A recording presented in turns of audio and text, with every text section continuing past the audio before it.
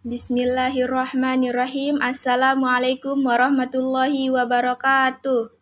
Puji syukur atas kehadirat Allah Subhanahu wa Ta'ala yang telah melimpahkan rahmat dan karunia-Nya kepada kita, sehingga kami dapat menyelesaikan makalah ini. Sholawat serta salam tidak lupa pula kita haturkan kepada junjungan alam Nabi besar Muhammad Sallallahu Alaihi Wasallam, Nabi yang mampu membawa perubahan dari zaman kegelapan menuju zaman terang benderang, seperti yang kita rasakan pada saat ini.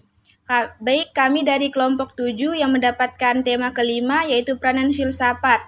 Saya atas nama Hayatun Nufus sebagai moderator sekaligus pemateri pertama, pemateri kedua yaitu Saudari Hizratun Aini, pemateri ketiga Saudari Eva Yulianti, dan pemateri terakhir yaitu Saudara Nahwa. Baik, saya akan membahas peranan filsafat yang pertama.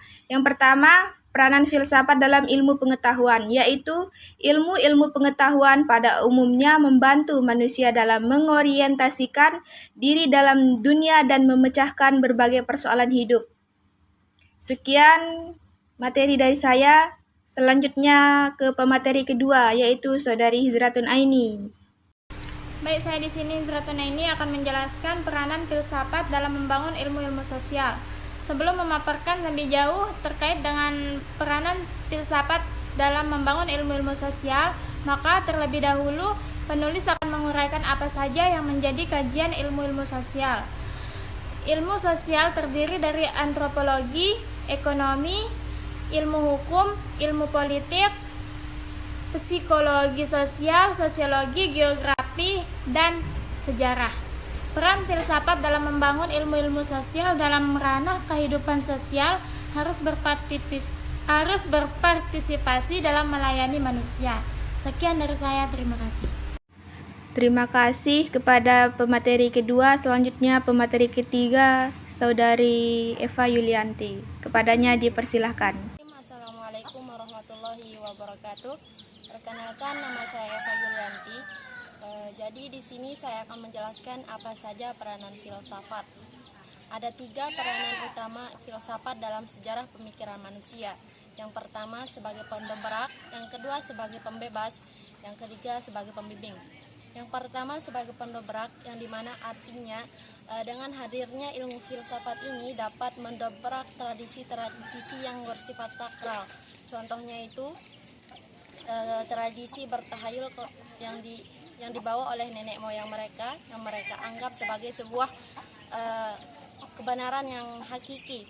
Namun pada hakikatnya tradisi tersebut belum mereka kaji apakah hal tersebut memang benar adanya ataupun tidak. Jadi dengan adanya ilmu filsafat ini dapat mendobrak tradisi-tradisi yang sifatnya sakral atau suci. Yang kedua, peranan filsafat sebagai pembebas. Artinya dengan adanya ilmu filsafat ini dapat membebaskan manusia dari kurangnya ilmu pengetahuan, dan juga dengan adanya ilmu filsafat ini dapat membebaskan manusia dari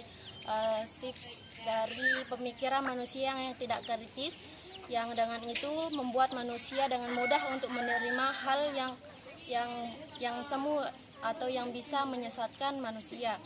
Jadi dengan adanya ilmu filsafat ini dapat membebaskan manusia dari sempitnya ruang gerak akal budi manusia. Sekian yang dapat saya sampaikan. Assalamualaikum warahmatullahi wabarakatuh. Berhubung dengan pemateri yang keempat tidak ada atau tidak hadir, maka saya yang akan mengambil alih materinya, yaitu C, pembimbing.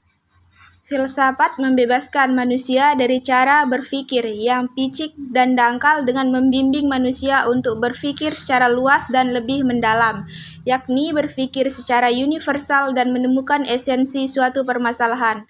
Filsafat membebaskan manusia dari cara berpikir yang tidak teratur dan tidak jernih dengan membimbing manusia untuk berpikir secara sistematis dan logis. Sekian, terima kasih. Sekian presentasi yang dapat kami sampaikan, kurang dan lebihnya mohon maaf. Billahi fisabil haq fastabiqul khairat. Assalamualaikum warahmatullahi wabarakatuh.